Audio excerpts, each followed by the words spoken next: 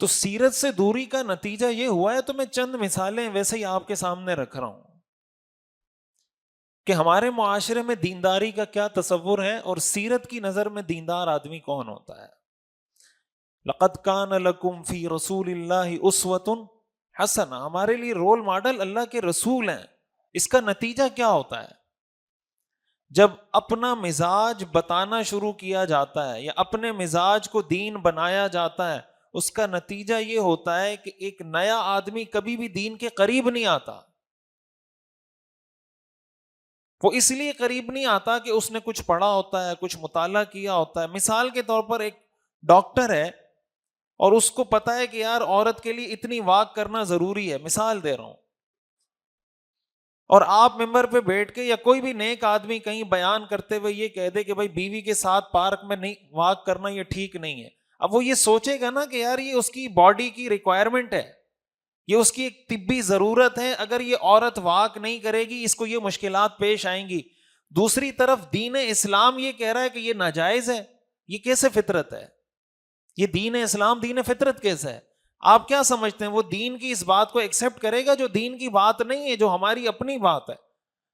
نتیجہ یہ ہوگا کہ وہ یہ سمجھے گا کہ یہ دین ہے، اور دین تو بڑا مشکل ہے بھائی، دین پہ عمل نہیں ہو سکتا، یہ تو ہماری جتنی میڈیکل سائنس ہے اس کے خلاف باتیں کر رہے ہیں یہ لوگ۔ نتیجہ یہ ہوگا کہ پھر وہ دین کے قریب، وہ پھر اسی تک محدود رہے گا کہ یار یہ مولویوں کے قریب جانا ہے نا، بس نماز وماز پڑھ لو، بس تھوڑا بہت صدقہ ودقہ دینا ہو مدرسے میں صدقہ چندہ وندے دے دیا کرو، زیادہ قریب نہیں جانا۔ یہ دین کے اس محدود تصور کا نقصان ہوتا ہے کہ پھر انسان یا تو دین کے قریب نہیں آتا، اور جو دین کے قریب ہوتا ہے وہ اپنے دیندار ہونے پہ شرمندہ ہوتا ہے۔ ہمارے یہاں کتنے لوگ ہیں نا، اگر ان کو کہا جائے داڑھی رکھیں تو وہ کہتے ہیں یار پھر لوگ بولیں گے ملا بن گیا، کہتے ہیں نا کہ کیا ہو گیا، ملا بن گیا، اس وجہ سے داڑھی نہیں رکھتے۔ اگر کوئی رکھ لے، دوست کہتے ہیں، کوئی عورت پردہ کرنا شروع کر دے تو اس کو تنگ کرنا شروع کر دیتی ہیں اس کی سہیلیاں کہ تم کہاں سے ایسی ملوانی بن گئی ہو، پردہ شروع کر دیا ہے تم نے۔ تو چاہیے تو یہ تھا کہ ہم دین پہ فخر کرتے، اسلام تو ہمیں یہی سکھاتا ہے، وَلِلَّهِ الْعِزَّةُ وَلِرَسُولِهِ وَلِلْمُؤْمِنِينَ، اللہ فرماتے ہیں عزت اللہ کی ہے، اللہ کے رسول کی ہے، مومنین کی ہے۔ قرآن کریم میں آتا ہے وَمَنْ أَحْسَنُ قَوْلًا مِّمَّنْ دَعَا إِلَى اللَّهِ وَعَمِلَ صَالِحًا وَقَالَ إِنَّنِي مِنَ الْمُسْلِمِينَ، اس سے بہتر بات کس کی ہو سکتی ہے جو اللہ کی طرف بلائے، نیک اعمال کرے اور یہ کہے کہ میں مسلمان ہوں۔ اللہ تعالیٰ فرماتے ہیں اس سے بہتر بات دنیا میں اور کوئی نہیں ہے کہ انسان یہ کہے میں مسلمان ہوں۔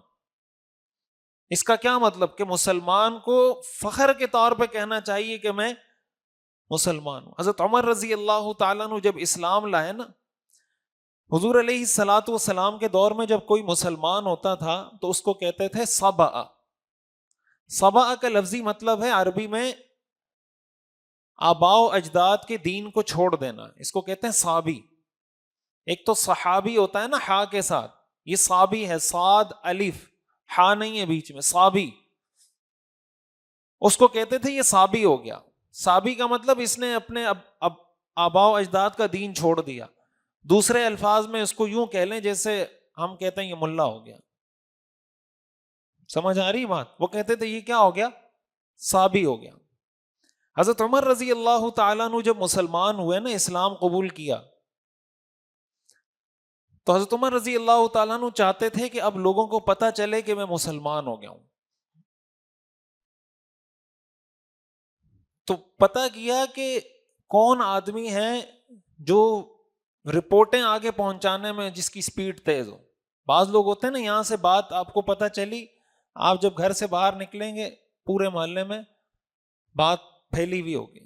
حضرت عمر نے باقاعدہ پوچھا کہ کون ہے، تو کسی نے بتایا غالباً جمیل بن معمر ان کا نام تھا، مجھے بھی نام یاد نہیں، شاید جمیل بن معمر نام تھا، کہ بھائی یہ شخص ہے، اس کو پتہ چل گیا نا تو سمجھو پورے مکہ کو پتہ چل گیا۔ حضرت عمر رضی اللہ تعالیٰ نے اس کے پاس گئے اور کہا تمہیں پتہ ہے میں مسلمان ہو گیا ہوں؟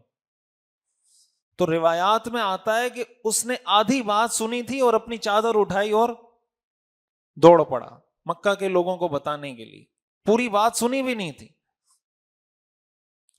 اور دوڑتے دوڑتے دوڑتے حضرت عمر اس کے پیچھے پیچھے جا رہے ہیں، اس کو نہیں پتا، حضرت عمر پیچھے پیچھے جا رہے ہیں کہ یہ کیا آگے رپورٹ دیتا ہے لوگوں کو۔ تو جیسے ہی قریش کی مجلس میں پہنچا تو کہنے لگا سبع عمر، عمر صابی ہو گیا۔ حضرت عمر رضی اللہ تعالیٰ عنہ پیچھے کھڑے تھے، فرمایا کذبت عدو اللہ، اے اللہ کے دشمن تو نے جھوٹ بولا، ولکنی اسلمت، میں مسلمان ہوا ہوں، میں صابی نہیں ہوا، میں کیا ہوا ہوں؟ مسلمان ہوا ہوں۔ یہ صابی کیا ہوتا ہے؟ کیا مطلب؟ حضرت عمر رضی اللہ تعالیٰ عنہ نے کہا یہ کوئی شرمندگی کی بات نہیں، یہ فخر کی بات ہے کہ میں نے اسلام قبول کیا ہے۔ حضرت اسامہ بن زید رضی اللہ تعالی عنہ، یہ حضور علیہ الصلوۃ والسلام کے منہ بولے پوتے ہیں، حضرت زید حضور کے منہ بولے بیٹے تھے، حضرت اسامہ حضور کے پوتے ہیں منہ بولے، اور آپ کو بہت محبت تھی حضرت اسامہ سے۔ آپ علیہ الصلوۃ والسلام کے سامنے کسی نے کوئی سفارش کروانی ہوتی تھی نا، تو حضرت اسامہ بن زید کو لے کے جاتے تھے کہ آپ حضور سے سفارش کر دیں۔ تو حضرت اسامہ بن زید سفارش کرتے تھے تو حضور قبول کر لیتے تھے اگر جائز سفارش ہوتی تھی۔ تو ایک مرتبہ ایسا ہوا کہ حکیم بن، اور حضرت اسامہ بن زید کے جو والد ہیں حضرت زید، یہ غلام تھے، آپ کو پتہ ہے حضور علیہ الصلوۃ والسلام نے ان کو آزاد کیا تھا۔ تو عرب کے معاشرے میں ان لوگوں کی کوئی حیثیت نہیں ہوتی تھی جو پہلے غلام تھے بعد میں کسی نے آزاد کر دیا، ان کی کوئی حیثیت نہیں ہوتی تھی۔ تو ایک مرتبہ ایسا ہوا کہ حکیم بن حزام، یہ حضرت خدیجہ رضی اللہ تعالیٰ عنہ کے چچا زاد بھائی تھے، حکیم بن حزام اسلام لے آئے تھے، بعد میں مسلمان ہو گئے تھے۔ انہوں نے، یہ مشرک تھے لیکن حضور سے بہت محبت کرتے تھے اس وقت، یہ جس وقت کا واقعہ ہے اس وقت مسلمان نہیں ہوئے تھے۔ یمن کے بادشاہ کا جو جوڑا ہے ڈریس وہ بکنے کے لیے آیا، سیف ذی یزن اس کا نام تھا یمن کے بادشاہ کا، اس کا وہ جوڑا بکنے کے لیے آیا۔ حکیم بن حزام نے وہ جوڑا خریدا 300 دینار کا۔ کتنے کا؟ 300 دینار، جو 7.5 تولہ سونا ہوتا ہے نا، یہ 20 دینار ہوتا ہے۔ 7.5 تولہ سونا کتنا ہوتا ہے؟ 20 دینار ہوتا ہے۔ یہ جوڑا کتنے کا تھا؟ 300 دینار کا تھا، اور لا کے حضور علیہ الصلوۃ والسلام کو ہدیہ پیش کیا کہ یہ میں آپ کے لیے ہدیہ لایا ہوں۔ آپ علیہ الصلوۃ والسلام نے فرمایا میں مشرک سے ہدیہ قبول نہیں کرتا، ہمارے پاس کوئی اتنا مہنگا ہدیہ لے آیا تو آج کے حساب سے تو کوئی کروڑوں روپے بنتے ہیں۔ 300 دینار آپ دیکھ لیں، 7.5 تولہ سونا کتنے کا آتا ہے؟ ایک تولہ کوئی 5-6-5-5.5 لاکھ کا ہے، پتہ نہیں۔ آپ نے قبول نہیں کیا۔ یہ ہمارے ہاں لوگ کہتے ہیں نا ہدیہ قبول کرنا سنت ہے، ہدیہ ہر ایک سے ہدیہ قبول کرنا سنت نہیں ہے۔ بعض اوقات اگر علماء ہدیہ قبول نہ کریں لوگ اعتراض کرتے ہیں کہ اس میں تکبر ہے، نخرہ ہے۔ کوئی تکبر کوئی اگر اس وجہ سے کر رہا ہے تو الگ بات ہے، لیکن یہ بات بھی غلط ہے کہ ہر وقت ہر ایک سے ہدیہ قبول کرتے رہیں، یہ سنت نہیں ہے، یہ حضور علیہ الصلوۃ والسلام کی سیرت نہیں ہے کہ جب بھی جو بھی ہدیہ لے کر آئے آپ قبول کرتے چلے جائیں۔ اسلام کا مزاج یہ ہے کہ حتی الامکان کسی کا احسان نہ لیں، یہ اسلام کا مزاج ہے، اور اگر احسان کسی نے کیا ہے پھر اس کو بدلہ دیں۔ اسی لیے حدیث میں آتا ہے، رسول اللہ صلی اللہ علیہ وسلم نے ارشاد فرمایا ما لأحد عندنا ید الا وقد کافأنا، مجھ پر دنیا میں جس نے بھی احسان کیا ہے میں نے اس کا بدلہ اس کو دنیا میں دے دیا ہے، ما خلا ابا بکر، سوائے ابو بکر کے، فإن له عندنا یدا یکافئہ اللہ بہا یوم القیامہ، اس لیے کہ ان کے مجھ پر اتنے احسانات ہیں جس کا بدلہ صرف اللہ دے سکتا ہے۔ اس کا کیا مطلب؟ حضور یہ فرما رہے ہیں کہ مجھ پہ جس نے احسان کیا میں دنیا میں اس کا بدلہ چکا چکا ہوں، کسی کا مجھ پہ کوئی احسان نہیں ہے سوائے ابو بکر کے۔ یہ کوئی آسان کام نہیں ہے کہ آپ پہ کوئی احسان کرے پھر آپ اس احسان کا بدلہ دیں، اور آپ یہ جملہ کہنے کے قابل ہوں کہ دنیا میں مجھ پہ جس نے احسان کیا میں نے بدلہ دے دیا۔ یہ آسان جملہ ہے. بہرحال حضور علیہ الصلوۃ والسلام نے وہ قبول نہیں کیا. آپ نے فرمایا میں خرید لوں گا لیکن ہدیہ قبول نہیں کروں گا.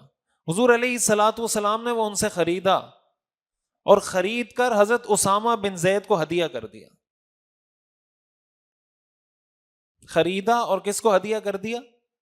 حضرت اسامہ بن زید کو. یہ مستدرک حاکم کی روایت ہے، صحیح سند کے ساتھ یہ روایت موجود ہے. اب جب حضرت اسامہ بن زید نے وہ پہنا، وہ جوڑا، وہ یمن کے بادشاہ کا جوڑا 300 دینار کا خریدا ہوا، اور حضرت اسامہ ایک غلام کے بیٹے ہیں، یعنی آزاد کردہ غلام کے بیٹے ہیں.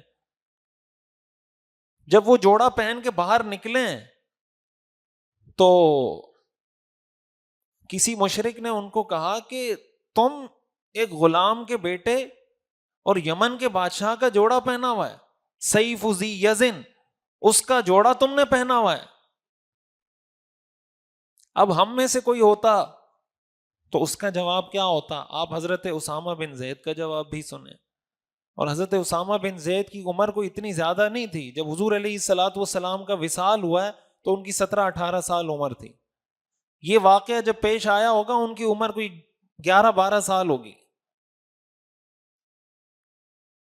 حضرت اسامہ نے فرمایا واللہ انا خیر من ذی یزن، اللہ کی قسم میں یمن کے بادشاہ سے بہتر ہوں.